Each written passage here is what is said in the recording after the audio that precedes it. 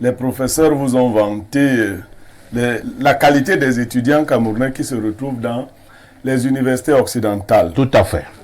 Je vais continuer dans leur sens. Le plus grand en MMA au monde s'appelle Francis Ngannou. Le plus grand en basket, l'un des grands en basket s'appelle Joel Embiid. L'un des plus grands en football s'appelle Samuel Eto'o. Cela signifie que si on prend l'équipe de basket du Cameroun, on l'amène aux États-Unis, elle n'aura pas honte. Non, pas du tout. Pas du tout. Puisqu'il y a des femmes qui sortent d'ici, on les met dans les écoles NBA. Quel est ce genre de... Ça veut dire qu'ils ont le niveau. Ils ont le niveau. Cela signifie que si on prend les combattants de MMA du Cameroun, on amène au MMA en France, à l'UFC, ils n'auront pas honte. Ils vont gagner. Cela signifie que si on prend le canon de Yaoundé, on amène au championnat d'Espagne. Il va battre le Real Madrid. Arrêtez votre ironie. Non, non, vous savez... Qu'est-ce qu'on voulait dire par là? Mais attends, tout le monde a compris. Tout le monde a compris. En général, il y a deux catégories d'étudiants qui vont à l'étranger. Il y en a dont les parents jouissent déjà d'un certain nombre de conditions et de conditionnements. C'est-à-dire qu'ils ne sont pas que le fruit de leurs professeurs. Vous voyez? Ils sont à l'université, mais parallèlement, ils font beaucoup d'autres choses. Ça fait que lorsqu'ils quittent pour aller compétir, on va donner la gloire. Les professeurs peuvent ici venir revendiquer la gloire de leur réussite. Si on prend concrètement dans un département, et je vais aller, parce que les deux sont professeurs de faculté des arts, lettres et sciences humaines, mais si vous balancez par exemple, vous allez en fac sciences, ce que le professeur Bilo a dit choque un peu les étudiants de fac sciences. Vous terminez une formation sans être jamais entré dans un laboratoire. Si beaucoup de leurs étudiants de fac sciences, si on les met dans un laboratoire, ils ne connaîtront même pas les noms. On ne parle pas de l'usage. C'est impossible. Ils ne connaîtront même pas, parfois ici, les noms des machines qui sont là. Pendant que j'étais à l'université de Yaoundé, il se trouvait des étudiants en informatique qui n'avaient pas encore vu un ordinateur. Il était mais ça, c'est ta génération. Bon, dans votre génération. La mienne, par exemple. Les étudiants en informatique allaient faire cours à la présidence. Parce qu'il n'y avait pas d'ordinateur à l'université. Mais aujourd'hui, un enfant qui est au jardin d'enfants a déjà un ordinateur. Donc, si nous continuons dans la même logique, vous savez, l'université a perdu de sa superbe. Parce qu'en général, aujourd'hui, les professeurs qui ne sont pas bien payés, tout comme ceux du secondaire, passent le clair de leur temps aussi à essayer de rafistoler ici ou là. Les cours sont faits au rabais, il faut le dire. Il y a même des enseignants d'université qui ne passent jamais à l'université. Je ne vais pas citer des noms, parce que j'en connais. Si vous insistez, je cite tel département. Non, on ne citera pas les noms. Donc, ils ne passent jamais à l'université, qui ne donnent pas cours. Il y en a qui, les étudiants nous écoutent, vos étudiants. Il y en a qui viennent, ils vous donnent le programme de l'année. Vous le voyez ce jour-là. Parfois, ici, vous le revoyez quelques semaines avant les évaluations. Mais vous devez compétir. Il vous envoie son porteur de sac là. Le délégué. Il y a souvent d'abord un porteur de sac. Non, il y a un assistant. Voilà, il vous envoie donc un gars. Mais l'assistant n'est pas incompétent. Un gars, souvent même, qui peine à vous parler. Vous n'entendez même pas ce qu'il dit. Il dit des trucs bon. Et il vous dit que c'est ce que le prof lui a dit de vous dire. Vous écrivez les choses là. Non, si vous faites l'université camerounaise, vous devez être quelqu'un qui a pris sur lui la décision de grandir dans son propre savoir et de faire de la recherche une vocation. Si vous comptez uniquement sur la forme, et le cadre, c'est la question que vous m'avez posée. Le cadre crée deux types d'étudiants. Ceux qui abandonnent les déperditions scolaires ou ceux qui deviennent de grands combattants. Parce que le cadre a tout pour que vous ne soyez rien. Non. Vous entrez en fac, je dis à Yaoundé 1, je ne parle pas à Yaoundé. C'est une exagération. Vous entrez, bon, allons en droit. Mais on a fait Yaoundé. Vous pensez que quand vous avez... Je suis un produit de Yaoundé. Vous allez à l'université de Yaoundé 1, vous savez ce qui arrive souvent de Yaoundé 2 aux étudiants de SOA? Non. Quand ils vont accompagner leurs frères au commissariat, ils veulent enseigner le droit aux policiers. Chaque chose qu'il dit, ce n'est pas ça. Le policier lui dit, petit, assieds-toi là-bas. Tu vas aller te former après. C'est un melting pot avec des conditions. Vous ne savez pas si vous êtes assis ou si quelqu'un est assis sur vous, si vous devez écrire tout ce qu'on décrit. Avant-hier, nous parlions aussi de l'université de Douala, du campus de PK17. Là aussi, les gens qui sortent de là-bas sont des étudiants qui peuvent aller compétir. D'ailleurs, quand tu vas là-bas, tu ne peux apprendre qu'à faire les champs. Parce que tu arrives, tu vas à l'école en botte. Blériot. Merci. Hein. On va pas poser la question. On va évoluer. Bernardo Basson, c'est vrai que... Il y a plusieurs salles et il y a des micros. Donc, les étudiants suivent tous les mêmes enseignements. Je pense à quoi Bernardo. Hein. C'est vrai que le professeur Noubissé tout à l'heure a commencé à évoquer quand tu as un étudiant qui n'a jamais vu un laboratoire, c'est impossible. Calmez-vous. C'est impossible de brûler. Professeur Bilois, calmez-vous. Un étudiant en sciences qui n'a pas vu de labo, calmez-vous. C'est impossible. C'est comme un cultivateur qui n'a jamais vu de machette. Voilà. Les programmes dans nos universités en ce moment sont-ils adaptés à nos réalités? Globalement, je ne le pense pas. Le professeur Bilo a pris la parole, il a épilogué, mais je ne suis absolument pas d'accord avec lui, malgré tout le respect que j'ai pour lui. J'ai l'impression qu'il ne réalise pas la portée de ce qu'il a dit. Il a dit, lorsqu'un juriste camerounais va en France, il est à l'aise. Il discute avec ses étudiants de ce côté, sans honte, sans complexe. À la réalité, parfait ici, cela cache un gros problème. Lequel? Le problème qui tient de ce que, au Cameroun, le droit qui est enseigné, c'est le droit français. C'est-à-dire ce n'est pas un droit réellement camerounais. Pareil pour beaucoup de nos sciences. On laisse le droit, hein, on peut prendre d'autres domaines. Beaucoup de nos sciences. Il apprend même les matières scientifiques, que la physique et tout ça. Autre chose, il dit ceux qui vont d'ici pour là-bas peuvent émerger. Ce qu'il oublie, c'est que pour apprécier un phénomène social, on ne prend pas 10 ou 15 personnes. On prend un échantillon assez représentatif de personnes pour apprécier une réalité.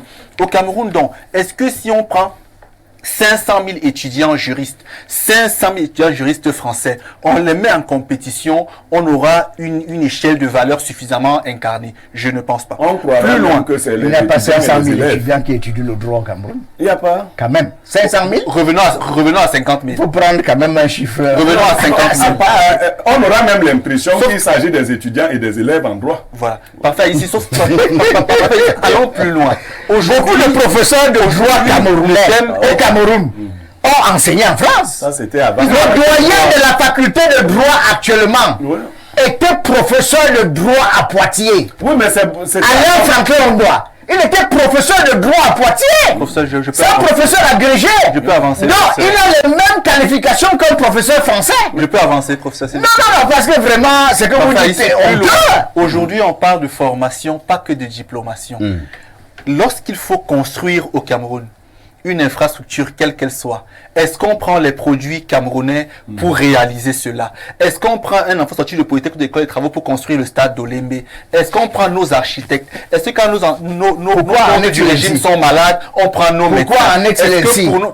Parce que notre formation, justement, n'est pas ça. de qualité. Parce que les bailleurs de fonds exigent que les bailleurs de fonds exigent que l'argent soit donné à certaines entreprises. L'un de vos collègues a mis en question. Mais tous les médecins camerounais sont des formés au Cameroun. Non, mais l'un de vos collègues médecins, enseignants de médecine a expliqué tout ce qu'il y a comme insuffisance dans la formation des médecins. Vous savez qu'il a été victime de beaucoup de menaces au sein du corps. Non. Nous sommes conscients des manquements qu'il y a. Nous sommes encore en temps de parole. Nos médecins ici, où est-ce qu'ils vont se spécialiser? C'est pas au Cameroun. Non, il y en a beaucoup qui se spécialisent au Cameroun. En majeure partie, ils vont la faire où? Cette spécialisation, ils vont la faire à l'étranger. Pendant longtemps, ils allaient se spécialiser en Europe. Mais aujourd'hui, très bien. Toutes ces spécialisations. Nous allons d'abord lire. Il y a toutes ces spécialisations aussi. Donc, Bernard Basson, il faut s'informer. La crédibilité signifie que une chose est digne d'être crue. Donc, elle est digne qu'on la croie. Au Cameroun, donc, quand on regarde nos enseignants, quand on regarde beaucoup de corps de métier, est-ce que ce qu'ils produisent les rend dignes d'être crus dans leur parcours? Est-ce que les parcours sont suffisamment crédibles au Cameroun? Est-ce qu'on n'a pas trop de choses qui sont spontanément versées sur la place publique? Il faut bien être l'enseignement supérieur au Cameroun n'est peut-être pas crédible, mais c'est un enseignement supérieur à crédit. C'est-à-dire qu'il y a des crédits à valider. C'est pour cela qu'ils ont cru que c'était crédible. On va d'abord lire des messages, après on reviendra. Professeur, vous devez absolument réagir. Allons-y. Pour un sujet aussi sérieux que celui-ci, Il vaut mieux rester dans les logiques rationnelles parce que une formation sont ses contenus. Les contenus de la formation. Je ne pense pas que l'enseignement, l'histoire de la psychologie au Cameroun, qu'on enseigne ici, est différent de celle qu'on enseigne en France. Et lorsqu'on entre dans ce débat où on va aller dans tous les sens, on va égarer tout le monde. Moi, je le dis encore, le conseil de crédibilité qui renvoie est-ce que les étrangers peuvent en commun venir chez nous? C'est ça la crédit. Tout à fait. Mais nous avons tellement... Vous êtes dans le sujet. C'est ça le problème. Mais je ne sais pas pourquoi nous voulons... Non, les étrangers qui viennent chez vous, c'est les Tchadiens et les Guinéens. C'est pas les Français. En fait, j'ai dans mon éducation... Permettez au conseil de lycée de finir. Voilà. Alors moi, je dis, au jour d'aujourd'hui, c'est un sujet extrêmement sensible. Extrêmement sensible. Selon quoi il ne faudra pas qu'on aborde ça sans tenir compte des logiques rationnelles. Les formations que nous recevons, moi j'ai fait cette formation, j'ai soutenu ma thèse à Lyon. Je le dis toujours, je prends l'exemple sur moi. La thèse que j'ai écrite, que j'ai soutenue, c'était Montbrion. J'ai écrit à partir du Cameroun. Si vous voulez encore, c'est vérifiable. Alors pour dire que j'ai fait Lyon, je connais les meilleurs étudiants de l'École nationale des sciences techniques et trucs de Lyon qui étaient des Camerounais et qui sont venus du Cameroun. Pour dire ceci, on peut savoir que les conditions ne sont pas bonnes. Non, ça c'est une réalité. Les conditions, les universités, les infrastructures parfois ne relèvent pas le niveau de ces étudiants. Mais nos étudiants, qu'on le dise, ça concourt à la crédibilité, professeur. Tout ça concourt dans la crédibilité. Je le dis encore une fois de plus, ceux qui nos vont là-bas étudiants reçoivent de très très bonnes formations. Tout de suite, on leur donne des conditions. Nos étudiants reçoivent de très très bonnes formations. Pourquoi certains vont d'ici sur le job et là-bas ils sont meilleurs? C'est parce que là-bas, permettre d'éveiller les niveau. Cela nos étudiants, tous vous n'allez pas parler à la fois. Je prends un seul exemple. D'abord le professeur du lycée et les autres vont réagir. Vous avez été formé au Cameroun ou à l'étranger? Je n'ai pas été formé au Cameroun ou à l'étranger. Ça, c'est vraiment. Si vous prenez. Il a été formé à Yaoundé. Pourquoi vous. Monsieur Nielon répondait à la question. Vous me permettez que je réponde. Répondez. Je suis dans le mauvais exemple. C'est-à-dire quoi? Il ne faut pas prendre des exemples isolés, entre guillemets. Non, je dis, il ne faut pas prendre entre guillemets. Un seul exemple. Les exemples. Un seul exemple. Non, nous avons d'abord le message. Bérion a été formé à Yaoundé. Mais je vais donner un seul exemple avant les messages. J'ai un étudiant qui s'appelle Paul-Roger Basson. Oui. Dont j'ai dirigé la thèse. Il a soutenu une thèse ici, là. Une thèse de grammaire générative, de cartographie syntaxique sur le Bassa. Et j'ai un collègue qui s'appelle Chris Collins, qui a étudié au MIT. Je lui ai envoyé cette thèse. Il m'a dit c'est une très bonne thèse. Je te dis d'ailleurs qu'il y a un poste à l'université de Stanford. Stanford, c'est la 3e ou la 4e université dans le monde, dans le classement. Stanford. Et vous avez combien d'étudiants? Et il m'a dit, il faut que Basson candidate au poste de syntaxe de Stanford. Et vous en avez combien? Basson n'a jamais étudié aux États-Unis. C'est mon étudiant. Bien sûr. Deuxième exemple, il vient d'être invité au Collège de France. Hein? Comme postdoc. Au Collège de France. Hein? Bon, non. Il ne faut pas que les gens disent n'importe quoi. Non, on ne dit pas n'importe quoi. On forme des gens au Cameroun qui peuvent compétir avec le monde entier. C'est compris.